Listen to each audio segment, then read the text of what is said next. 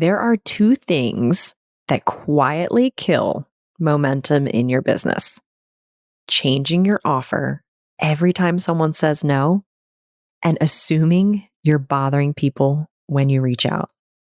Both feel responsible, logical, maybe even polite, and both will keep you from creating clients. Today, I'm going to be breaking down what came up in our most recent Mom Entrepreneur Circle and how to stop constantly rebuilding your business and start building real momentum instead. Welcome to How to Quit Your Job, the podcast for moms ready to ditch the 9-to-5 and build a life and business they love. I'm your host, Jenna Reichel. Let's go. Hi, mom friends. This is episode 93 of the How to Quit Your Job podcast. And this week we're doing something a little bit different. We recently had the first Mom Entrepreneur Circle gathering of the year. And this is a group I've had for the last 4 years. And this year feels a little different. There's a new energy. The first few years were really me soaking in what moms need, noticing the themes, the conversations, the struggles that kept coming up. But this year, I feel really strongly about curating the space so that every single time we meet, which is every other week, moms walk away with inspiration, strategy, and connection. So it's a mix of networking and real coaching. There's moms at all different stages of business talking about struggles and highs and lows and places we're feeling stuck. And it actually moves you through those things. And I've talked about it on the podcast before. It's completely free. Of course, it's not free time-wise. And I know time is the most valuable non-renewable resource we have, but the space itself is so open and casual and meaningful, right? You pop in, you meet some amazing moms, talk about real things: motherhood, creating clients, imposter syndrome, offers, confidence, and everything in between. And it's just such a lovely space. So great, the energy and the people, and it's wonderful. And what I want to do today is pull back the curtain a little bit on what came up in that first gathering. Because if it's coming up for the moms in that room, it's definitely coming up for you too. I also want to invite you to join Mom Entrepreneur Circle. I'll talk about ways to join at the end. You can always go to the show notes, jenna.coach/93. And I'll share more resources and things at the end. But I want to start with what came up in the room. So after we wrapped up that first gathering, I felt so inspired. There were breakthroughs, there was strategy, there were honest conversations about what's actually getting in the way of creating clients right now. And what we really dug into was why changing your offer every time you hear no is killing your momentum. We talked about the subtle ways that you might be talking to the wrong people and making it mean something about you. We talked about why this thought, I'm bothering people, is one of the most expensive thoughts in your business. And the shift from get energy to give energy that makes us completely magnetic instead of salesy. Yeah, we covered a lot in that 1 hour. We talked about even more than I'm going to go into on this episode, but these were the themes that I thought were most powerful and most appropriate to dig into and share. So I'm going to be sharing a few of the most important takeaways from that call on this episode, and also a few thoughts I've had since that call to really drive some of these strategies and mindset shifts home. But before I dig into the strategies that we discussed and some of the most pertinent takeaways, I want you to think about something. And this is something that came up in that gathering. I want you to think about what would change about your business and going for your business if you believed two things. The two things being, people want to hear from me, and people have been waiting for the value I offer. They just don't know I exist yet. I want you to think about how your approach would change. How would your language change? How often would you be following up with people and making offers? If you believe those two things, people want to hear from me and people have been waiting for the value I offer. They just don't know I exist yet. If you really believed they were waiting for you, you'd feel energized to make sure they could find you. I have an entire episode on this concept, episode 53. So if you want to dig into this even further, please check that one out. The reality is that so many of us walk around assuming we are bothering people. This was one of the biggest things that came up in the Mom Entrepreneurs Circle gathering, right? This feeling of, when am I pushing too hard? When am I bothering people? I don't want to bother people. I don't want to sound salesy. I want to make sure that I'm being professional and I don't want to push. We walk around assuming we're bothering people when in reality, we're providing value. And that thought, I'm providing value, changes everything. I've never met a mom who started a business because she didn't care about anyone else and she only cared about herself. Every single mom wants to help. We're built for that, for better or worse. We are caretakers. We are givers. We are selfless. It's annoying. And it comes in really handy with our businesses. Every single mom wants to create impact. But when we're focusing on, am I bothering them? Am I bothering people? We actually become really awkward and bothersome. I've seen it so many times. It's painful.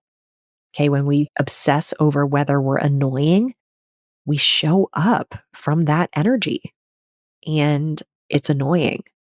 But when we focus on what we can say and do to provide value and change lives, that energy attracts people. That's a little prologue. Now let's get into some of the strategies and takeaways from that call. The first one is about changing our offer. Okay, one of the questions in the room came from a mom who just started her business. She hasn't signed a paying client yet. She just started. She's networking. She's building partnerships and collaboration in her industry. She has a very specific niche within nutrition. She's a registered dietitian. She has her LLC. She's doing it part-time.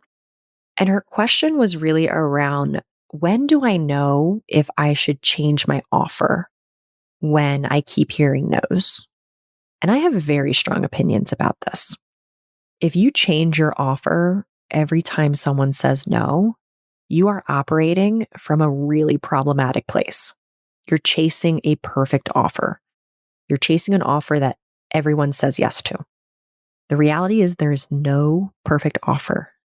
No matter what offer you come up with, you will hear no's.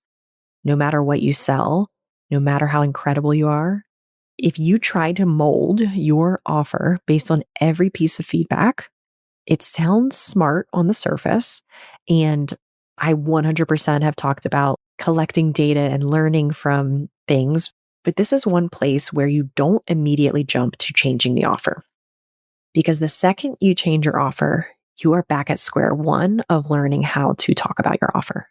You have to figure out how to talk about this new offer all over again, how to sell it again.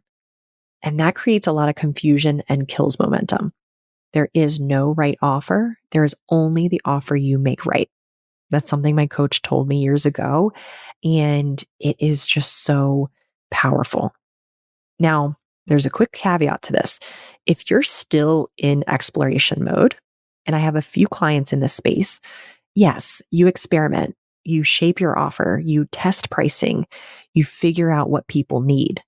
But if you already have an offer, if you know what people need, you know the results you can get people, and doubt is creeping in, that's completely different. So instead of changing your offer every time you hear no, I want you to try changing other levers. When you hear a no, I want you to ask yourself, was that really my ideal client? Sometimes it's obvious, right? I talk to a lot of men and I'm like, that's not really my ideal client after the fact. But sometimes it's sneaky. If you're consistently hearing it's too expensive, you have to think to yourself, are you attracting people with no disposable income? If your service is a high ticket or high cost service, your ideal client likely has disposable income. And by likely, I mean they definitely have disposable income. So for this dietitian, she was also debating whether to go through insurance. That's a hefty process as well, right? A lot of hurdles to be able to go through insurance, a lot of hurdles then to operate under insurance. I've had clients who are approved through insurance and it is a headache any way you slice it. And what I offered to her was because really the wondering when and how she should get approved and go through the credentialing process with insurance. And I offered maybe her ideal client is someone who pays out of pocket. And I could tell that this was something that she hadn't really considered.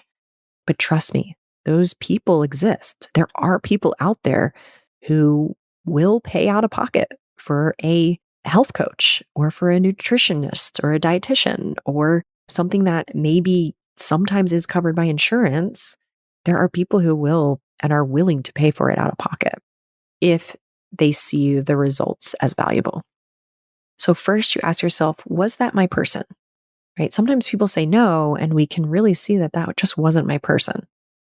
If not, if that person's not your person, you got to change where you're networking. You got to change where you're showing up. Luxury real estate agents network at country clubs, not community centers.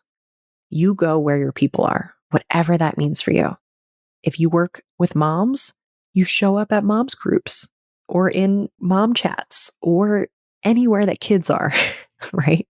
If you work with runners, you're going to go to running events and conferences. You're going to go to maybe trails or meetups with runners. You go where your people are. I will say that I 100% advocate and support us going and just networking to get used to networking, meeting people. I always say that if the person you're meeting is not your ideal client, they know your ideal client. I know that everybody has a mom or knows a mom. So even if I'm talking to somebody who's not a mom, I know they know a mom in their life. So there's spaces that maybe are not your ideal client that are still worth spending energy in, expanding your network. But when we get to a space where we're hearing no's, I want you to make sure that you don't take no's personal if they are just not your client. And you make an effort strategically to go where your people are. Okay. You don't want to spend so much time and energy with people who aren't your clients. You want to get strategic as you grow and learn and become better at networking. If it was your ideal client that said no, then we want to look at how you're explaining the value of what you offer. In most cases, especially with ideal clients, it's not that they don't have money. It's that they don't see the value yet. They'd rather spend that money on a vacation or intramural sports for their kids or a renovation in the kitchen. But your job is to get better at articulating the transformation. Why should somebody spend money on a dietitian versus maybe that kitchen renovation? You have to really understand how you talk about the value and the outcomes and the results that your services or product will offer, why it's important to choose that over the renovation.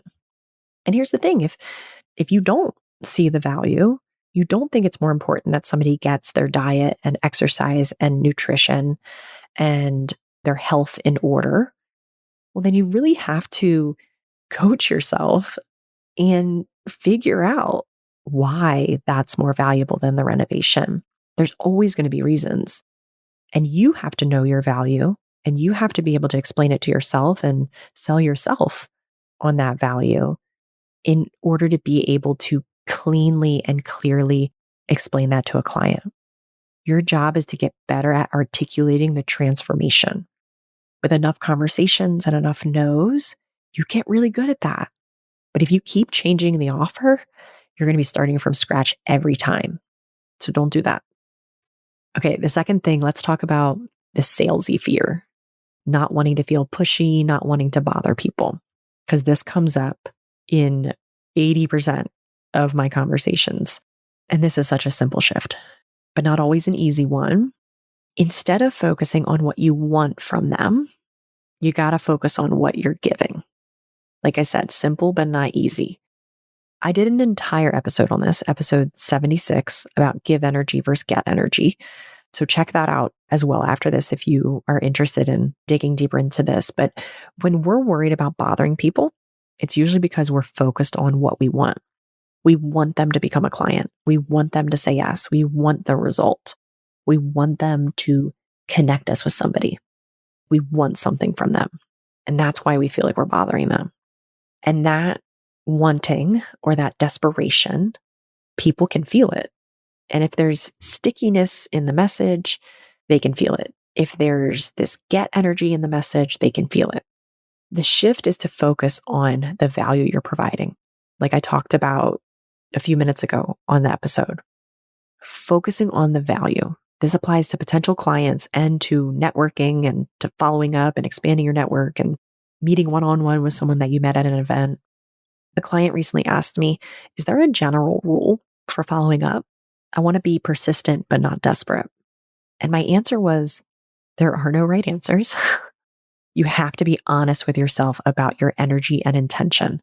If you're reaching out from love and abundance and generosity and give energy, it will be received that way. If you're reaching out because you want something from that person and you don't want to bother them, but you really want them to help you, whether that's creating revenue for your business or connecting you with someone or getting you something in any sort of way, they will feel that too. It will be received that way.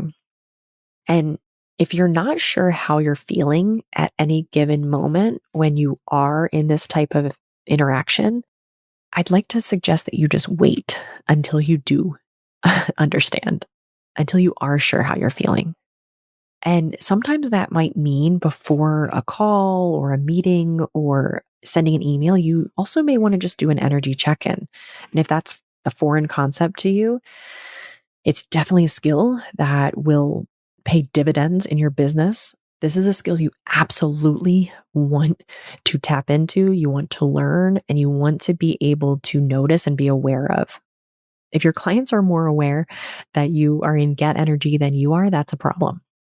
So, doing that energy work before you go into a scenario where you might be shifting into get energy, or before you send an email where you might want something from the person, you got to be able to get yourself to a space, and it happens instantly. You can go from get energy to give energy in an instant. And you need to be able to make that shift before you're communicating with your network, before you're communicating with potential clients. But what I told her too was before sending that email to follow up for the third time with that person that you met at a networking event, let something organic pop up so that you can follow up with true value. Maybe they recommended a book and you read it. Tell them what you thought. Believe me, that's valuable. I love when people come back to me and say, hey, I read that book that you recommended, and they want to talk about it. I feel so valued. I feel so important when people come back to me. Maybe they shared advice and you applied it. Tell them, 100% tell them. I always make it a point, like my mentors and the people who invest time in me, I know how good it feels when somebody takes my recommendations or takes my advice. I've made it a point to always follow up with the person to show them how I've applied it, to show them the outcome of it. People love to hear that. It's valuable. It's showing them that they matter and that their expertise was spot on. The same with potential clients. If they're a busy mom, maybe what's loving is following up multiple times to remind them that their goals matter. You can follow up multiple times and be bothersome. And you can follow up multiple times and be loving and generous. I recently reached out to someone who's been in my world for 3 years. She is what I would describe a potential client. She had a consultation with me. She wasn't ready for coaching. She's still not ready for coaching 3 years later, and we talk every now and then. And when I recently followed up in the new year, she told me that her mom is sick and that she's been in this like caregiver role with her mom, and it's been stressful. So I sent her the book, When Things Fall Apart. not because I wanted to get anything from her, but because it felt like the most loving thing to do in that moment. And that's give energy. And when you operate from give energy, I promise you are not creepy. You are not salesy. You are not bothersome. Okay. You are generous. Another example or another quick story on this is I had a networking call recently. It's someone who I met a couple years ago, and she popped into my mind, and I reached out and I said, let's connect. And it took us forever to find time, but we did it. And it was great to hear updates about her business, all these things. And she's not a mom, but I enjoy her company. I liked meeting her and talking to her. And at the end, she asked, so how can I help you? And it was so clear to me that she was so used to people setting up those conversations, having an ask. I didn't have one. I was truly just curious about her. And ironically, I ended up connecting her with other people who would benefit her business at the end of the call. It's easy to think that sometimes those things are a waste of time, a waste of energy, but it's good practice to be in give energy and to always be thinking about how can I give value. And sometimes just learning and being interested in people is a way that you give value. When you focus on what you can give, everything shifts. No one is ever bothered by someone bringing value. That's a little taste of what we discussed in the first Mom Entrepreneur Circle gathering. So I'd love for you to join if you are wanting to be a part of these conversations. Of course, me recounting them on here is fabulous, but I also am sure I'm missing so many aha moments and so much of the powerful nature of being in community for these conversations. So definitely want you to join, make time for it on your schedule.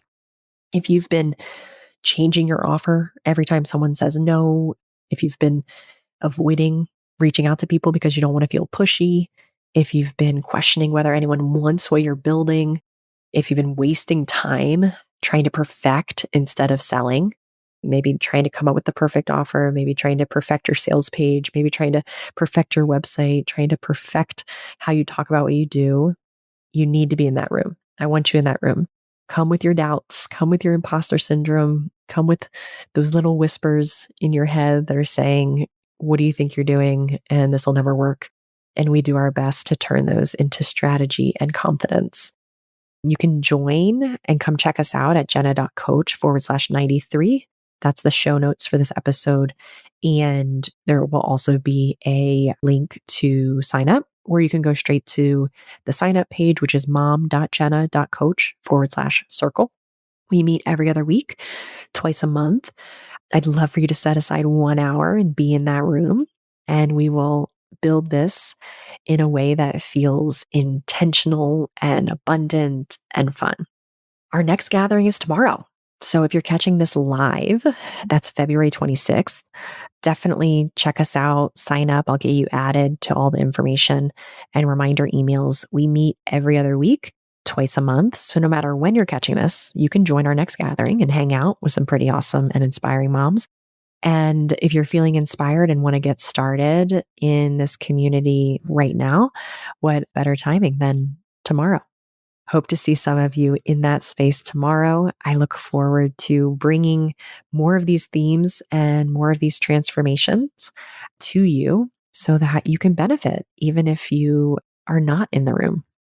I'll see you there, or I'll see you next week. Thanks for listening to this week's episode of How to Quit Your Job, a mom's guide to creating a life and business you love. If you want to learn more about how I can help you stop making excuses and start making moves, head on over to www.jenna.coach. I'll see you next week.